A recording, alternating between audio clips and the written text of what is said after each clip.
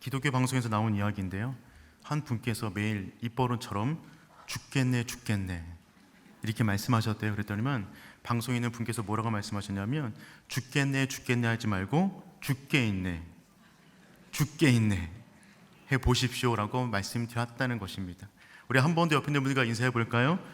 죽겠네가 아니라 죽게 있습니다. 아멘. 날마다 주 안에 있는 우리 모두가 될 수 있기를 축복합니다. 저는 본문의 말씀을 중심으로 유혹의 입구, 승리의 출구라는 제목으로 말씀을 나누도록 하겠습니다. 살다 보면 억울함을 지닌 분들을 많이 만납니다.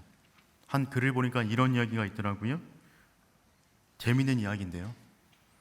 어떤 버스가 길을 가다가 전복되어서 4명이 죽게 되었답니다. 유머입니다.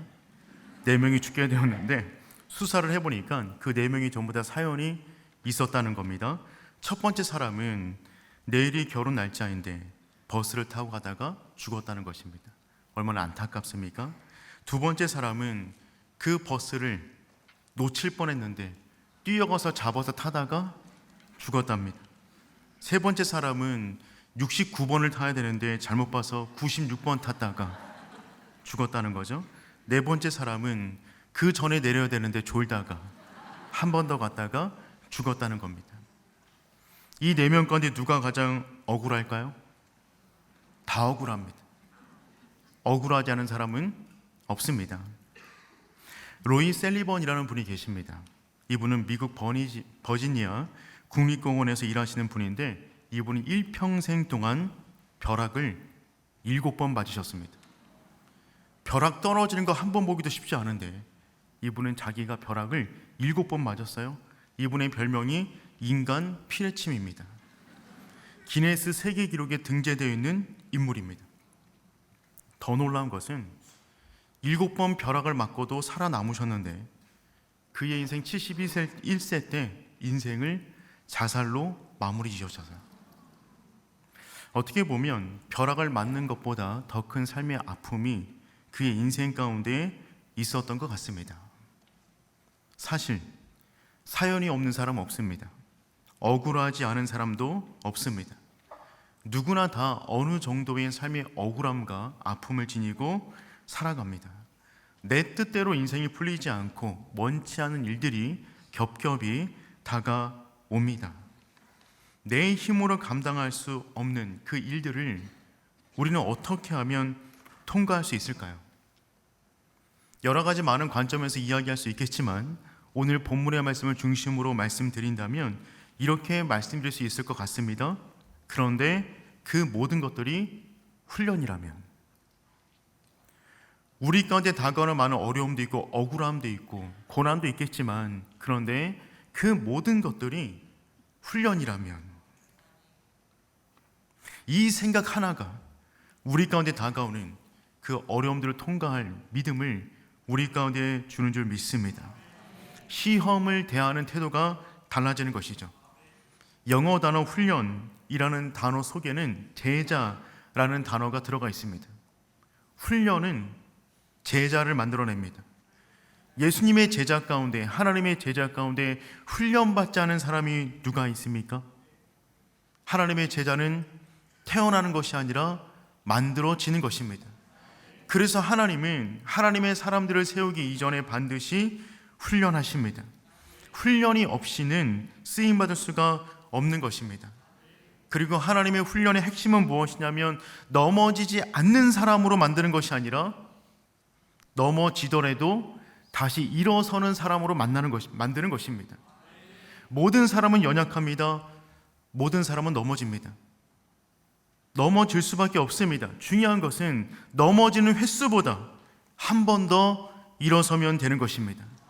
하나님은 우리를 그와 같은 넘어지더라도 일어날 수 있는 소망의 사람, 믿음의 사람으로 빚어 가십니다.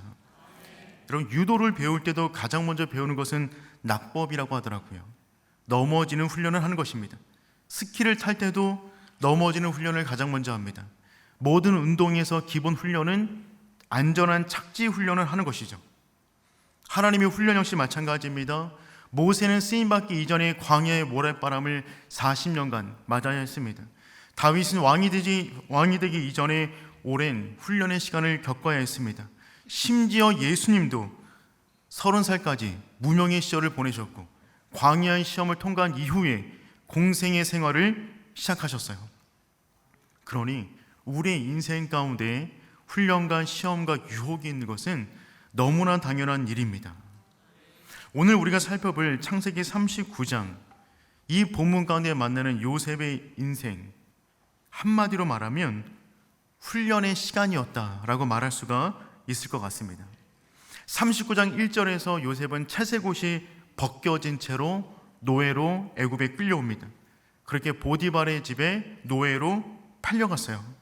그렇게 노예로 약 10년간의 세월을 보내게 됩니다. 그리고 39장 마지막에 그 노예 옷이 벗겨지고 누명을 써 죄수의 옷을 입고 감옥에 들어가는 것으로 39장이 마무리되어져요.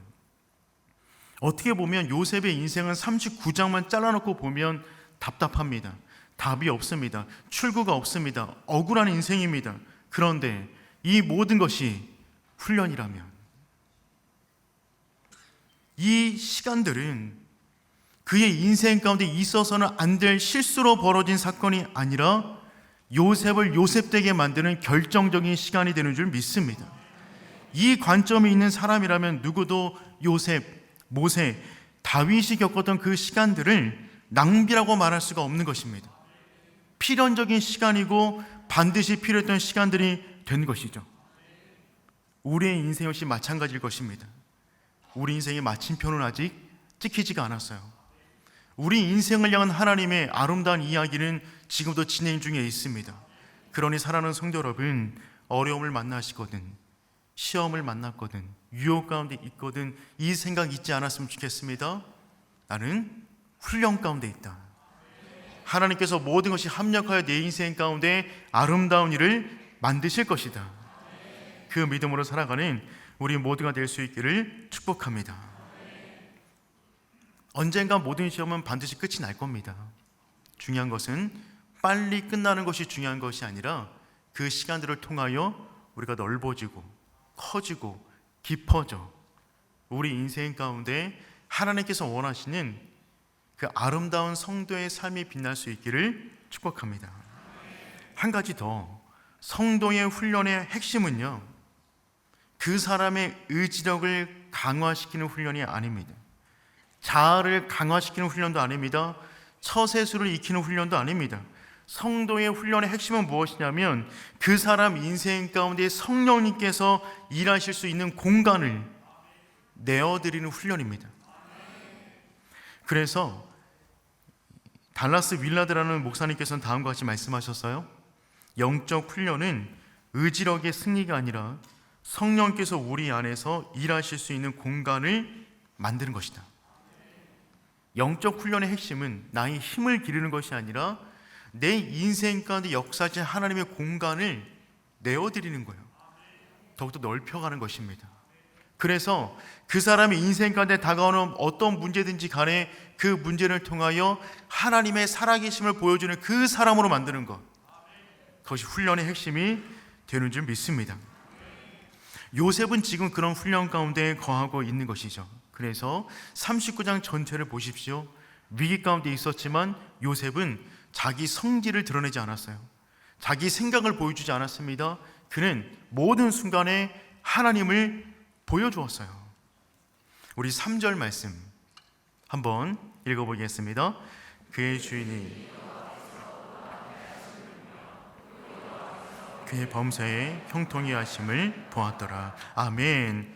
그의 주인이 보디발이 여호와께서 그와 함께 하심을 보며, 그는 종살이를 하고 있었습니다. 종살이 하는 가운데 하나님을 보여줄 게 뭐가 있겠어요? 그런데 그는 그의 삶의 영역 가운데 하나님을 보여주기 시작합니다. 하나님께서 원하시는 삶의 모습으로 종살이를 열심히 감당했던 것이죠. 보디발의 아내가 유혹할 때도 유혹과 자기 사이에 하나님을 보여줍니다. 우리 9절 하반절 말씀 읽어보겠습니다. 내가 어찌 이 큰 악을 행하여 하나님께 죄를 지으리까? 아멘. 그는 하나님을 날마다 의식하고 있었어요. 유혹의 순간에서도 감정에 이끌림 받는 것이 아니라 하나님을 보여주는 인생을 살아갔다는 것입니다. 그는 억울하게 감옥에 갇혔어요. 그 감옥에서도 하나님을 보여줍니다. 21절 말씀 읽어보겠습니다. 여호와께서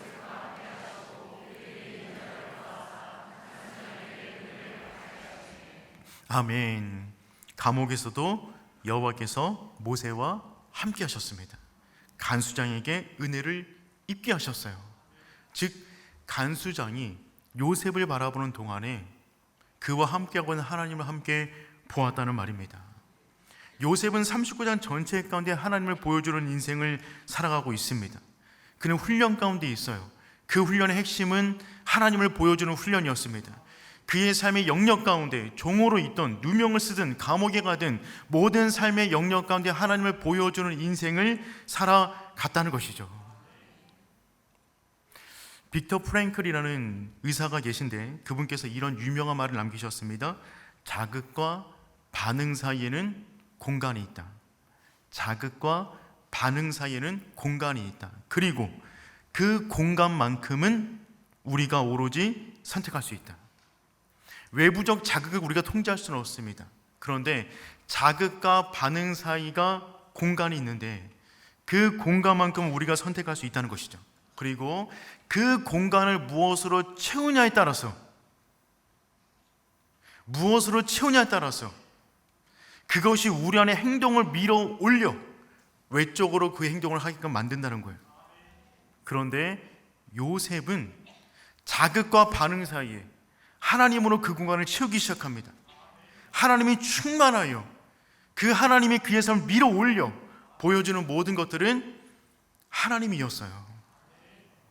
사랑하는 성도 여러분, 우리 삶에 다가오는 것이 무엇인지 간에 그 자극과 반응 사이에 하나님과 함께 그 시간들을 보내므로 우리의 언어와 인격과 행동과 선택과 모든 부분을 통하여 하나님만 보여줄 수 있기를 축복합니다. 오늘은 그런 이야기를, 그런 말씀을 이 밤에 함께 나누기를 원합니다. 오늘 본문은 요셉의 약 10년간의 종살이 내용을 담고 있어요. 10년간의 세월 동안 얼마나 할 이야기가 많겠습니까? 근데 성경은 그 10년간의 종살이 내용을 오늘 단 한 가지 사건으로 기록해 놓고 있습니다. 시험을 당할 때 그 사람이 보여주는 모습이 결국 그 사람이 되는 것이죠.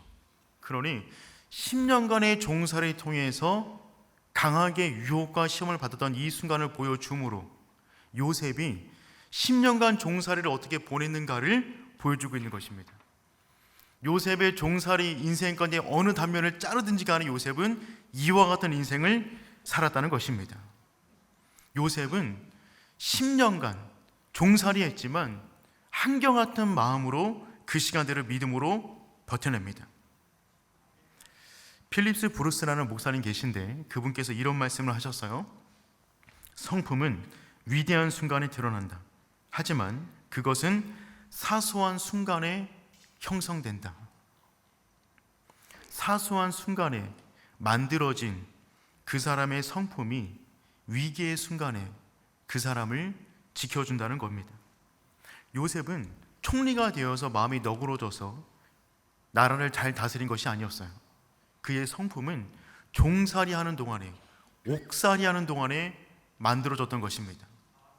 남들이 보기에는 억울한 시간, 남들이 보기에는 갇혀있는 시간, 남들이 보기에는 유혹받는 시간, 남들이 보기에는 겪고 싶지 않았던 그 삶의 순간에 만들어졌던 아름다운 성품을 가지고 하나님께서 그에게 기회를 주셨을 때 그 아름다운 내면으로 맡겨진 사명들을 감당해 나갔다는 것이죠. 오늘 우리가 이 짧은 본문을 통하여 요셉이 과연 그 위기의 순간에 어떻게 하나님의 사람으로 아름다운 내면을 만들어 갔는가, 그 부분을 한번 살펴보았으면 좋겠습니다. 오늘 전체는 요셉이 겪었던 유혹을 다루고 있습니다. 요셉의 유혹을 먼저 보도록 하겠습니다. 요셉이 받았던 유혹, 첫 번째는요, 강점을 노리는 유혹이었어요. 우리 가운데 주어지는 모든 유혹은 강점을 통하여 들어옵니다. 우리 6절 말씀 읽어보겠습니다. 주인이 그의 소유를 다 요셉의 손에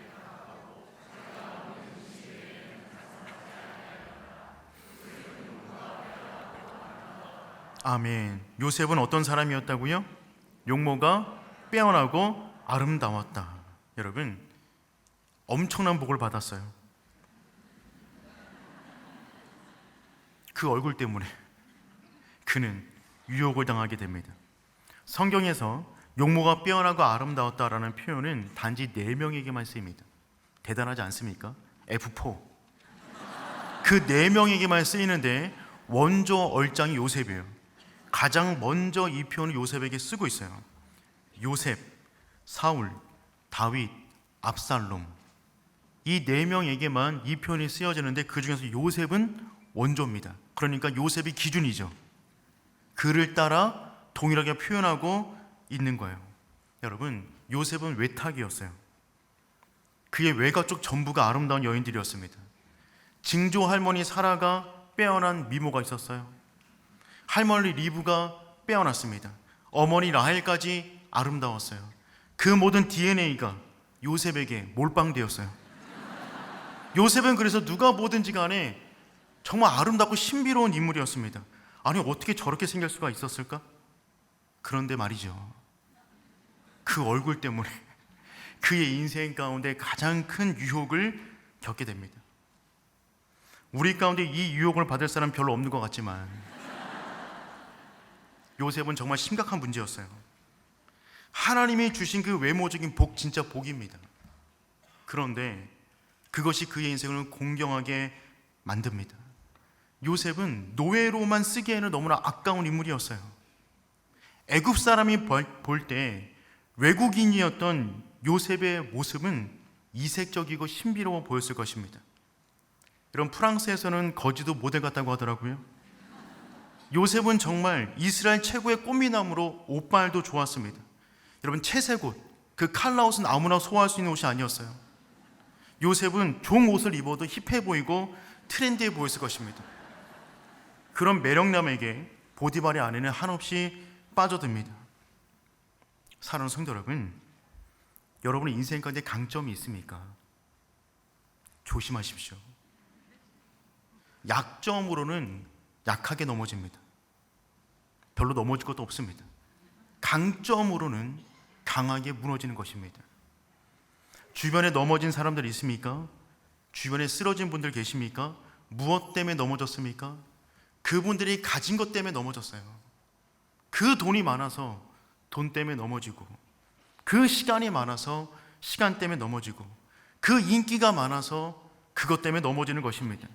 그렇게 말 잘하는 분이 말로 넘어지는 거예요. 성경을 보십시오. 솔로몬은 천하 제일 똑똑한 사람이었지만 그렇게 어리석은 결정을 하여 넘어집니다. 삼손은 힘이 가장 강한 사람이었지만 가장 육적인 사람으로 변화됩니다. 돈 계산 가장 잘하던 유다는 잘못된 계산을 하여서 인생을 망칩니다. 압살롬은 머리카락이 정말 풍성했어요. 머리카락에 자랑할 만했습니다. 그 머리카락이 나무에 걸려서 죽임을 당하게 됩니다. 강점이 약점이 되는 것이죠. 여러분, 강한 면이 있습니까? 조심하십시오. 그리로 유혹이 들어올 수 있습니다. 요셉의 유혹 두 번째, 자리를 흔드는 유혹이었어요. 그의 자리가 그에게 유혹거리였습니다. 우리 7절 말씀 읽어보도록 하겠습니다. 그 후에 그의 주인의 아내가 요셉에게 눈짓하다가 동침하기를 청하니. 여러분, 언제부터 눈짓했어요? 그 후에. 그 후는 언제죠? 가정 총무가 된 후입니다. 그가 평노예로 있을 때는 괜찮았어요. 그런데 그가 승진했어요. 노예 가운데 최고 승진입니다. 그에게 모든 권한이 주어졌어요. 그러니 그는 더욱더 돋보이게 되었던 것입니다. 그렇지 않아도 꽃미남인데 능력까지 출중합니다. 그 자리 가운데 위기가 주어지게 된 것이죠. 보디발은 바쁜 사람이었습니다. 나라를 주관해야 될 일이 너무나 많았어요. 집에 별로 없었을 것입니다. 밖으로 많이 나갔겠죠. 그런데 요셉은 집안의 가정 총무였어요. 집 안에 일을 할 때는 집 안주인과 많은 논의를 할 수밖에 없습니다. 보디발이 아내에게 친절했을까요? 뭐 잘 모르겠습니다. 그런데 요셉은 친절할 수밖에 없는 위치 가운데 있잖아요. 얼굴도 잘생겼는데, 일도 잘하는데, 매너도 있고 친절하기까지 합니다. 빠져들지 않을 수가 없는 거죠. 결국 요셉이 잘생기지만 않았어도, 높은 자리에 올라가지만 않았어도 이런 유혹은 없었을 거예요. 토머스 카일라이라는 분께서 이런 말씀하셨습니다. 역경은 종종 누구에게나 힘들다. 그러나 역경을 견뎌내는 사람이 100사람이라면 번영의 때를 실족하지 않고 제대로 견뎌내는 사람은 단지 한 사람 정도에 불과하다. 잘 나갈 때, 강점이 있을 때, 높은 자리에 올라갔을 때 수많은 유혹거리들이 있는데 그때 넘어지지 않는 사람들이 거의 없다는 것입니다. 여러분에게 주어진 자리가 있습니까? 어떤 자리든 그 자리 가운데는 유혹이 있을 겁니다. 부모로서의 유혹이 있어요. 자녀로서의 유혹도 있습니다. 학생으로서의 유혹도 있습니다. 직장에서 어떤 직분 가운데 있습니까? 그 자리에서 오는 유혹도 있을 겁니다. 청년의 시절을 보내고 있습니까? 그때에 맞는 유혹도 있을 겁니다. 우리에게 어떤 직분이 주어졌습니까? 그 모든 자리는 축복의 자리임과 동시에 유혹의 자리가 될 수 있어요. 특별히 목회자의 자리는 수많은 유혹이 있는 자리입니다. 이 땅에 누가 안전한 삶의 위치 가운데 있다고 말할 수가 있겠습니까? 모든 자리는 유혹이 있는 자리가 되는 것이죠. 그러니 사랑하는 성도 여러분, 여러분의 그 자리, 그 위치, 거기에서 어떤 유혹을 만나거든 날마다 요셉을 떠올릴 수 있기를 축복해요. 그리고 우리가 가진 것, 남들보다 더 많이 소유하고 있는 것, 나의 강점으로 여기는 그것들마저도 하나님께 온전히 내어드리고 날마다 겸손함을 유지할 수 있기를 축복합니다. 결국 요셉의 유혹은 그의 강점을 통해서 주어졌어요. 그가 특별한 위치에 올라갔을 때 주어졌어요. 이제부터 보디발의 아내가 요셉을 유혹하기 시작합니다. 유혹의 입구 3가지를 정리하도록 하겠습니다. 첫 번째, 유혹의 단계는 시각적인 유혹이에요. 7절 말씀 우리 한번 읽어보겠습니다. 그 후에 그의 주인의 아내가 눈짓하다가 동침하기를 청하니. 아멘. 여기 보니까 눈짓하다가, 여러분 눈짓은 무엇입니까? 윙크했다는 말입니다. 본문에서 눈짓하다를 원어로 보면 이런 의미입니다. 눈을 들어 바라보다. 눈을 들어 그를 바라보기 시작한 거예요. 역사의 기록에 의하면 애굽 여인들이 세계 최초로 눈 화장을 했다고 합니다. 그러니 아마 보디발의 아내도 눈 화장을 짙게 하고 어느 순간부터 요셉을 이상한 눈으로 바라보기 시작하는 겁니다. 여러분 원래 장군보다 장군 부인이 더 힘이 세잖아요.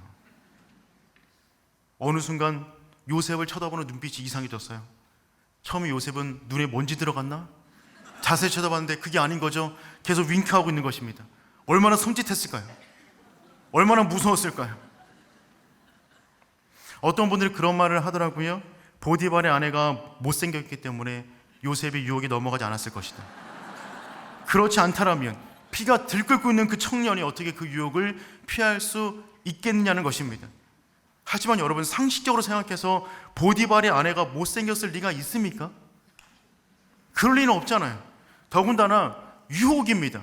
못생겼으면 시험이라고 말하죠. 예쁘니까 유혹인 거예요. 엄청난 유혹에 당하고 있는데 그 유혹의 출발은 시각이었어요.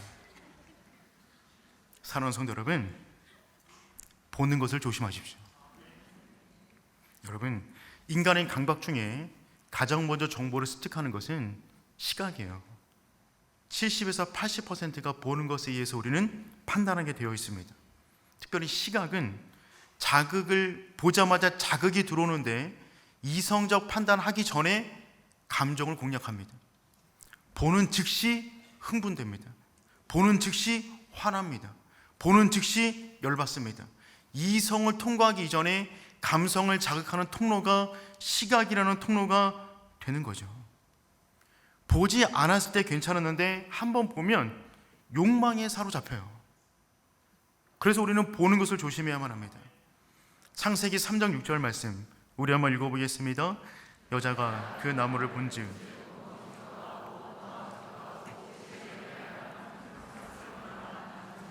그렇죠. 타락 이전의 인간은 가장 이성적으로 감성적으로 완벽한 존재들이었어요. 그런데 아무렇지도 않다가 그냥 보니까 갑자기 먹음직도 하고 보암직도 했던 겁니다.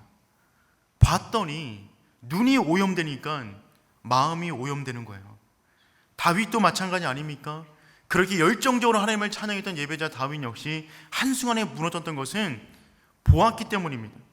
사무엘하 11장 2절 말씀 읽어보겠습니다. 저녁 때 다윗이 그의 침상에서 일어나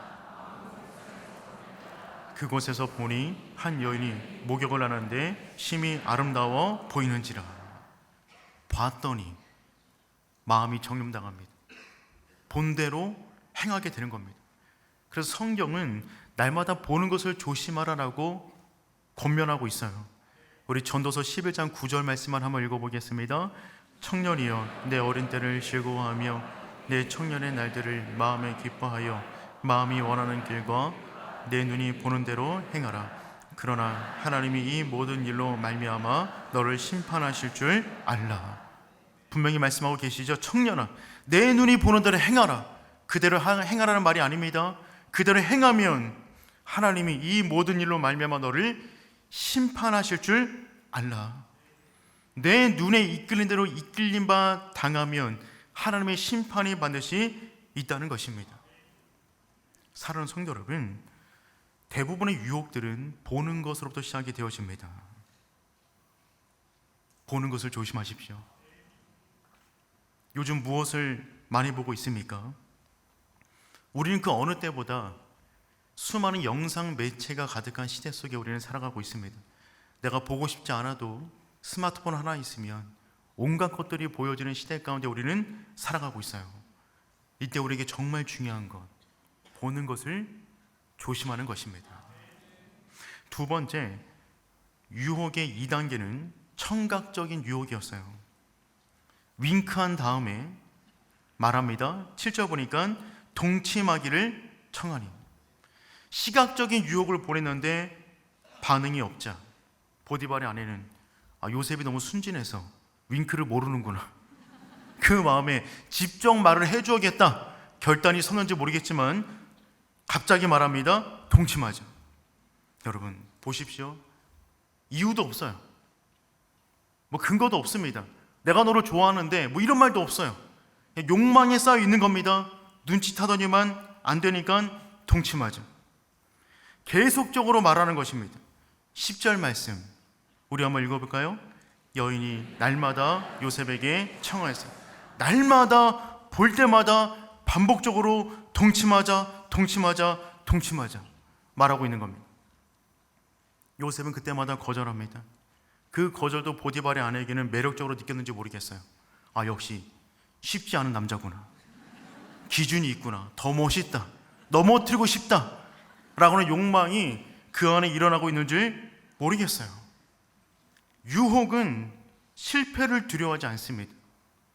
유혹은 휴가도 없어요. 유혹의 특기는 성실입니다.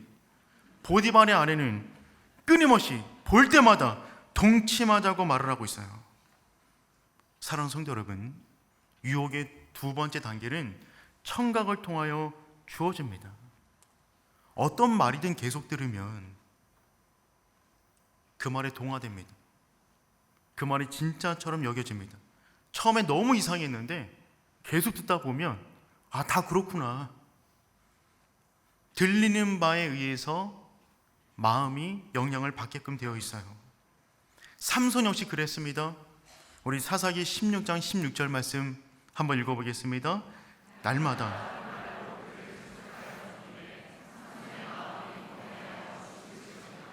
그렇죠. 날마다 들일라가 들들 볶는 겁니다. 너의 약점이 뭐냐고 계속 들들 볶으니까 처음에 말해주지 않다가 날마다 말하니까 정말 죽을 지경입니다. 그러면 그냥 도망치면 되잖아요. 그런데 그 곁에서 계속 그 말을 듣고 있어요. 왜요? 하도 듣다 보니까 마음과 영혼이 점령당한 거예요. 떠날 수가 없는 것입니다. 떠나서 그 소리를 듣지 않으면 되는데 그 소리 곁에서 계속 그 말을 듣고 있다가 결국 비밀을 알려주어 인생을 망치게 되는 것이죠. 사랑하는 성도 여러분, 듣는 것을 조심하십시오. 여러분 주변 가운데 여러분에게 말씀하시는 그분들을 조심하십시오. 세상 이야기 너무 많이 말씀하시는 분들 가까이 하지 마십시오. 누군가를 비방하고 부정적인 말을 하고 폭력적인 언어를 쓰는 분들 곁에 있지 마세요. 여러분, 귀는 소중합니다. 우리의 귀가 무엇에 의해서 소리가 울리냐에 따라서 우리 내면의 울림이 결정이 되는 것입니다. 세 번째 유혹의 단계, 그것은 환경적인 유혹이었습니다. 환경은 강력한 유혹의 힘을 지니고 있어요. 11절 말씀 읽어보겠습니다. 그럴 때 요셉이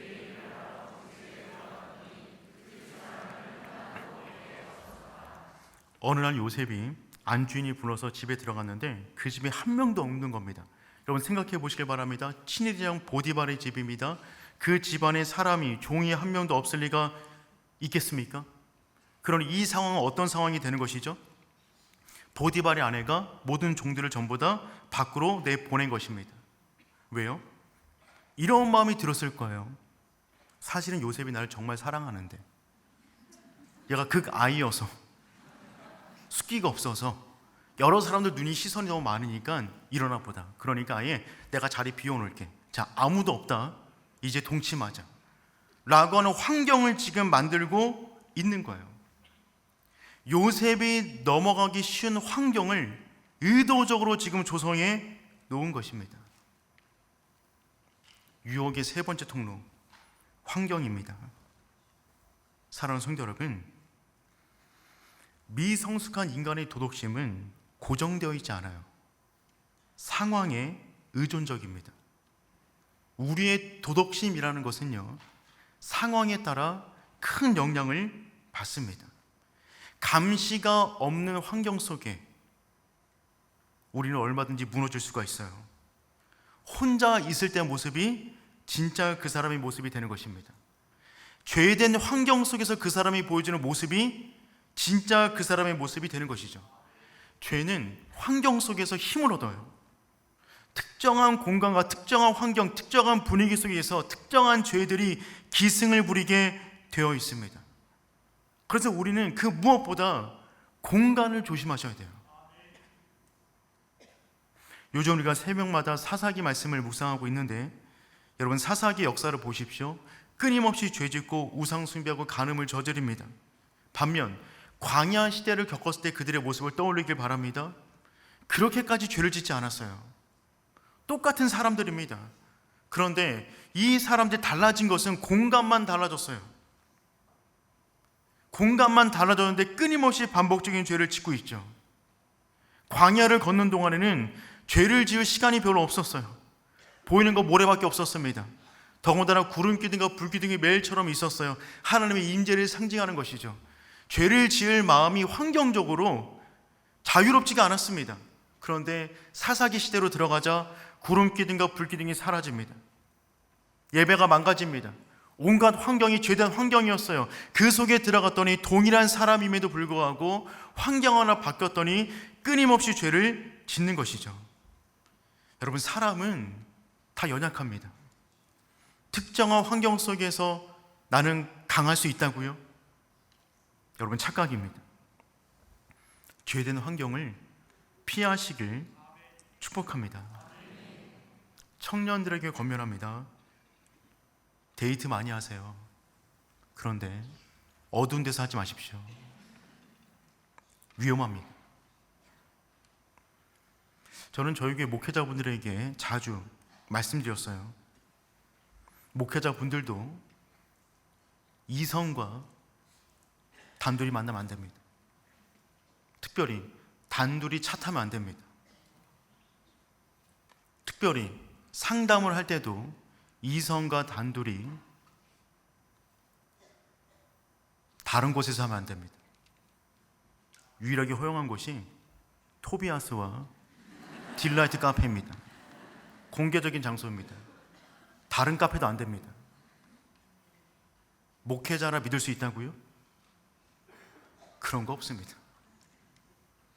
모든 사람은 특정한 환경과 특정한 분위기와 특정한 언어와 특정한 소리가 들리면, 촉발되면 방아쇠를 당기는 거예요. 인간은 항상 장전되어 있어요. 우리는 다 장전된 인생을 살아갑니다. 무언가 촉발만 되면 쏘는 거예요.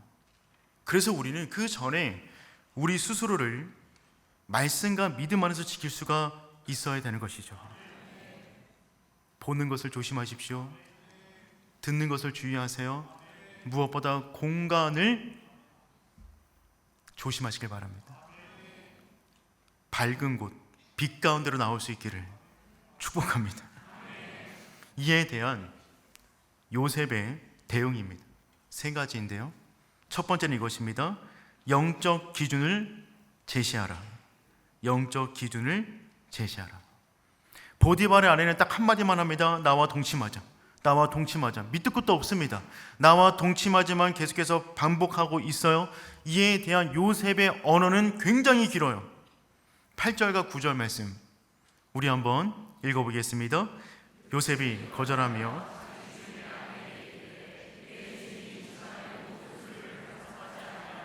다 내 손에 위탁하였으니 이 집에는 나보다 큰 이가 없으며 주인이 아무것도 내게 금하지 아니하였어도 금한 것은 당신뿐이니 당신은 그의 아내임이라. 그런즉 내가 어찌 이 큰 악을 행하여 하나님께 죄를 지으리이까. 아멘. 여러분, 이 말은 창세기 39장 가운데 요셉이 한 유일한 말입니다. 이 말에 대한 반응은 뭐냐면 나와 동침하자. 이 간단한 두 마디 말에 대한 요셉의 답변이 이렇게 길어요. 무슨 말입니까? 그는 그럴 수가 없는 겁니다. 유일한 말이기 때문에 이 말이 더욱더 우리에게 의미가 있는 것이죠. 이 말을 통하여 요셉은 첫 번째, 그의 인생 가운데 기준을 명확하게 말해주고 있어요. 첫 번째 기준입니다. 보디발이 금한 것은 어기지 않겠습니다. 9절 말씀 보니까 이 집에는 나보다 큰 이가 없으며 주인이 아무것도 내게 금하지 아니하였어도 금한 것은 당신뿐이니 당신은 그의 아내임이라. 정신 차리십시오. 당신은 보디발의 아내입니다. 나에게 모든 권한이 있지만 당신은 안 됩니다. 보디발이 금했습니다. 요셉은 경계선을 명확하게 선포합니다. 고민하지 않아요. 우물쭈물하고 있지 않습니다. 침묵하지 않습니다. 유혹이 오는 순간의 침묵은 암묵적 동의죠. 유혹이 오는 순간의 핑계는 자기 합리화입니다. 요셉은 그 순간에 명확하게 이미 서 있는 경계선을 선포합니다. 두 번째, 요셉은 하나님이 금한 것을 어기지 않겠습니다. 경계선을 말하고 있어요. 9절 하반절에 보니까 그런즉 내가 어찌 이 큰 악을 행하여 하나님께 죄를 지으리이까. 그의 경계선 두 번째죠. 하나님께서 설정해 놓으신 경계선을 넘지 않겠습니다. 여러분, 이 말이 좀 이상하지 않나요? 이렇게 말하는 게 맞을 것 같아요. 내가 어찌 이 큰 악을 행하여. 이 큰 악은 무엇입니까? 당신과 동침하여. 그러면 누구에게 죄를 짓는 거죠? 보디발에게. 그럼 이렇게 말하는 게 맞지 않을까요? 내가 어찌 이 큰 악을 행하여 보디발에게 죄를 범하겠습니까? 이 말이 더 맞지 않을까요? 그런데 요셉은 보디발이 아닙니다. 하나님을 바라보고 있어요. 그의 시각이 지금 어디에 놓여 있는가를 지금 보여주고 있는 겁니다. 아마 보디발의 아내는 이렇게 말을 했겠죠. 남편 모를 거야. 들키지 않으면 돼. 걱정하지 마. 내가 철저하게 숨겨줄게. 이런 말 했는지 모르겠습니다. 우리 사회 역시 마찬가지 아니겠어요? 들키지 않으면 죄가 아닌 것처럼 넘어가잖아요. 10계명도 11계명이 있다고 하지 않습니까? 들키지 마라.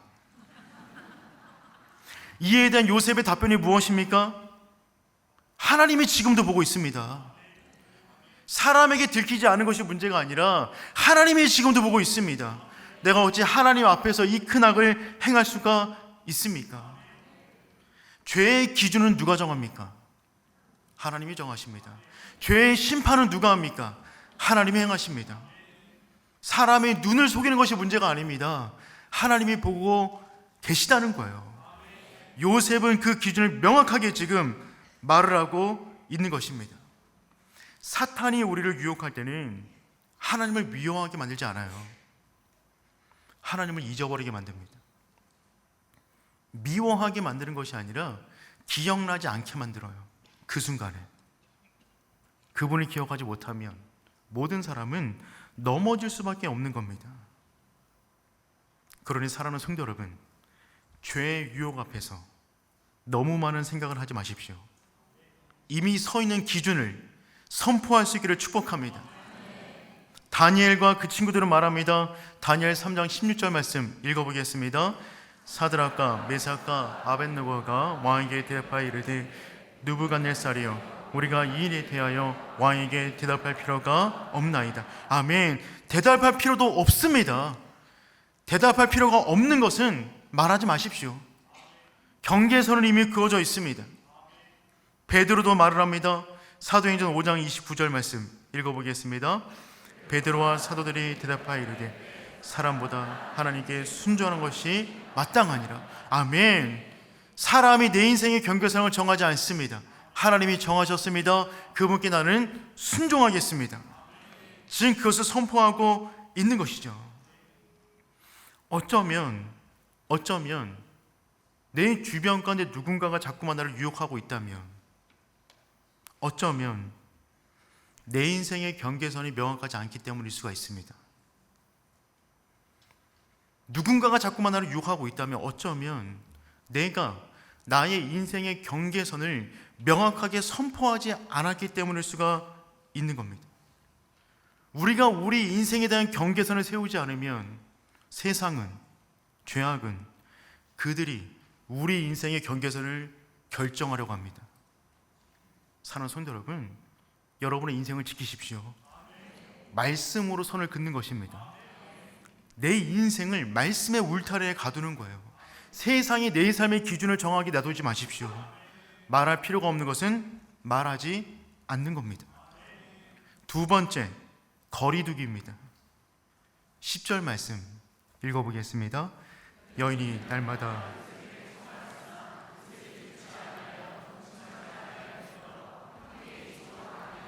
아멘. 요셉이 분명한 영적 기준을 말했음에도 불구하고 보디발의 아내가 계속해서 동침하자고 요구하니까 두 번째 방법은 무엇이냐면 거리를 둬버리는 것입니다. 아예 가까이 하지도 않는 겁니다.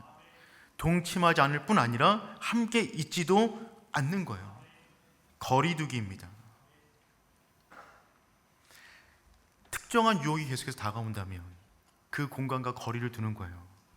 특정한 사람의 소리에 계속해서 내 마음이 흔들린다면 거리두기를 하는 것입니다. 특정한 주제에 대해서 내가 자꾸 넘어진다면 그 부분에 대해서 거리두기를 하는 것이죠. 성도는 노라고 분명히 말할 수 있어야만 합니다. 어느 순간에 미움받을 용기라는 책이 굉장히 인기 많았잖아요. 미움받을 용기. 그 용기가 있기를 축복합니다. 그리스 철학자 디오게네스의 일화입니다. 디오게네스는 필요 이상의 것은 속박이다 라고 믿는 사람이었어요. 많은 것을 소유할수록 많은 것에 속박당한다. 그래서 자족하는 인생을 살아가던 철학자가 디오게네스입니다. 하루는 알렉산더 대왕이 통나무 통에 들어가서 쉬고 있는 디오게네스를 찾아옵니다. 그에게 말합니다. 너가 원하는 모든 것을 말해라. 내가 다 주겠다. 천하제일의 권력을 지닌 사람이 요구하는 것입니다. 보통 사람이라면 그 앞에 벌벌 떨면서 벼슬 달라고, 돈 달라고 쩔쩔매지 않았겠습니까? 근데 그 순간에 디오게네스는요, 귀찮다는 듯 손을 휘저으며 말합니다.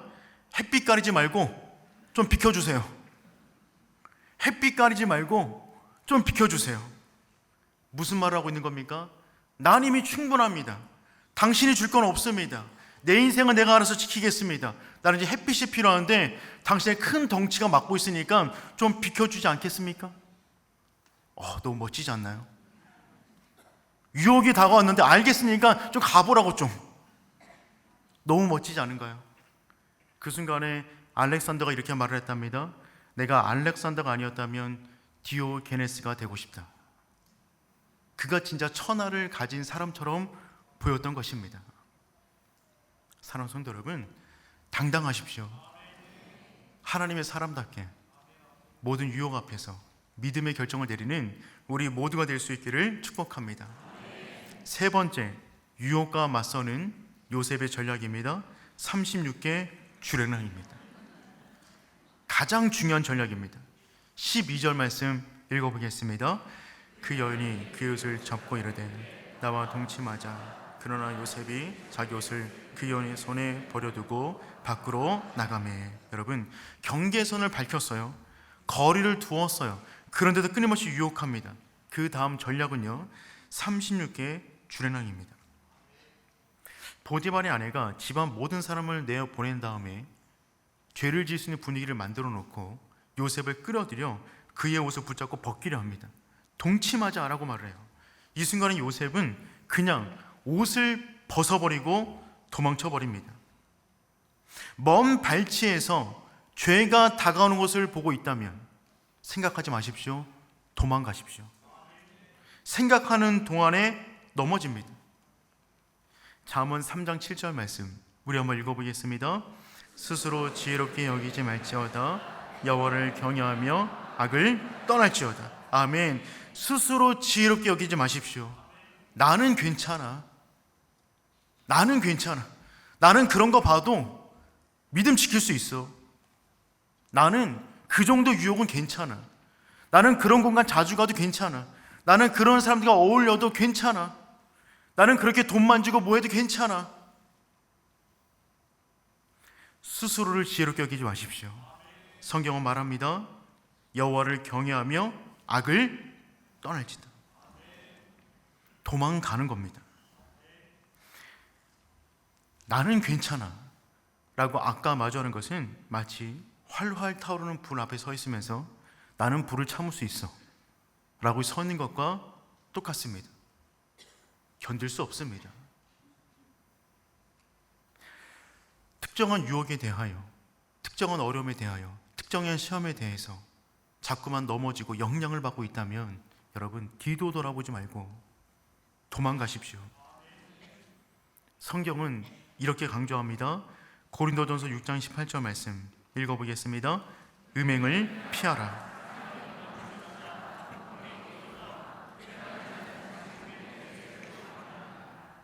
특정한 죄는 그냥 도망치라고 말하고 있어요. 특별히 음행에 대해서는 도망치라. 디모데후서 2장 22절 말씀도 읽어보겠습니다. 또한 너는 청력의 정력을 피하고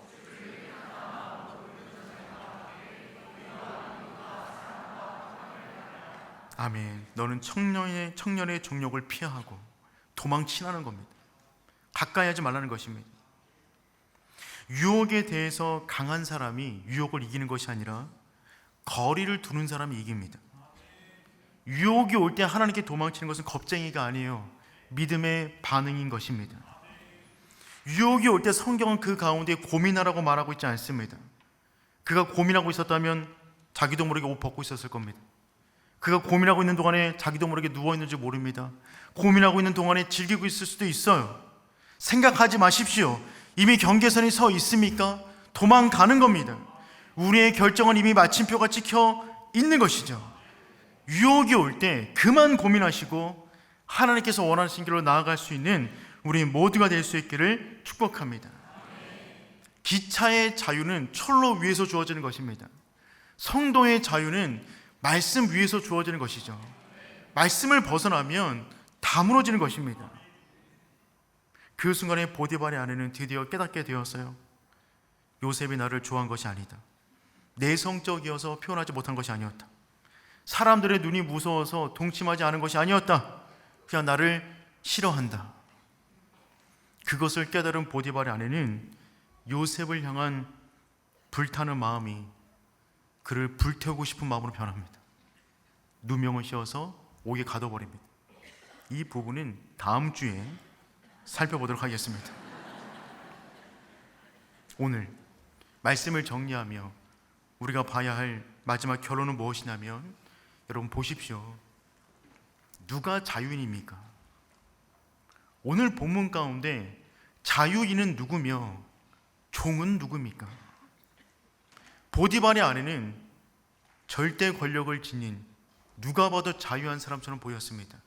그런데 그는 욕망에 갇혔어요. 말하는 것을 보십시오. 밑도 끝도 없습니다. 나와 동침하자. 뭐 이유도 없어요. 매일같이 동침하자, 동침하자, 동침하자. 인생이 거기에 그냥 갇혀 있는 거예요. 반면 요셉은 종입니다. 근데 그는 매여 있지 않아요. 자유합니다. 하나님 말씀 안에 인생의 경계선을 세웁니다. 통하지 않으면 거리를 둡니다. 통하지 않으면 옷 벗고 달아납니다. 누가 자유인입니까?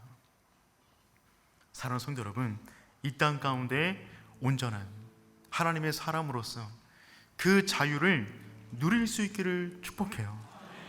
거절할 수 있는 용기, 노라고 말할 수 있는 믿음, 무엇보다 보는 것 조심하십시오. 듣는 것 주의하세요. 공간을 잘 선정하셔야 됩니다.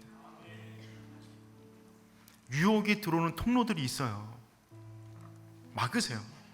사람마다 다를 수 있어요. 어떤 사람은 시각에 민감하고, 어떤 사람은 청각에 민감하고, 어떤 사람은 환경에 잘 넘어갈 수 있습니다. 우리가 알고 있잖아요. 나를 알고 있잖아요.